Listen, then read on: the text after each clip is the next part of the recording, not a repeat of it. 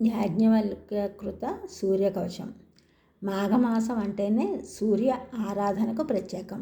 ప్రతి ఆదివారం మాఘమాసంలో ఆవుపాలతో క్షీరాన్నం చేసి సూర్యునికి నివేదన చేస్తారు. క్షీరాన్నం సూర్యునికి ఎందుకు నివేదిస్తారు అనగా లుప్తదంతాయ నమః అని సూర్యాష్టోత్తరంలో ఉంటుంది. దక్ష ప్రజాపతి యజ్ఞం చేసి కూతురైన పార్వతిని కానీ అల్లుడైన శివుని కానీ ఆహ్వానించలేదు. అయినా తన తండ్రి చేస్తున్న యజ్ఞానికి వెళ్ళింది సతీదేవి. అక్కడ తన భర్తకి అవమానకరంగా మాట్లాడడంతో ఆ యజ్ఞగుండంలో దూకి తను చాలించింది. ఆ విషయం తెలుసుకున్న పరమశివుడికి ఆగ్రహం కలిగి తన జటాజూటం నుండి ఒక జటను తీసి వీరభద్రుడిని సృష్టించాడు. వీరభద్రుడు ఆ యజ్ఞవాటికను బీభత్సం చేశాడు. అక్కడికి సూర్యుడు, చంద్రుడు, శుక్రాచార్యులు మొదలైన వారు ఆహ్వానితులుగా వచ్చారు. ఆగ్రహించిన పరమశివుడు సూర్యుడి పళ్ళు రాలగొట్టడంతో సూర్యుడు లుప్తదంతుడయ్యాడు.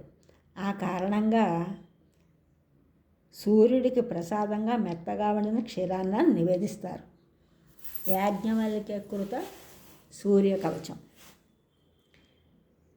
శ్రీ యాజ్ఞవల్క్య ఉవాచ శృణుష్వ మునిశార్దూల సూర్యస్య కవచం శుభం శరీరారోగ్యదం దివ్యం సరసౌభాగ్యదాయకం దేదీప్యమాన మకుటం స్మరన్ మకరకుండలం ధ్యాత్వా సహస్రకిరణ స్తోత్రమేత దుదీరయేత్ శిరో మే భాస్కరః పాతు లలాటం మే అమితద్యుతిః నేత్రే దినమణిః పాతు శ్రవణే వాసరేశ్వరః ఘ్రాణం ఘర్మగృణిః పాతు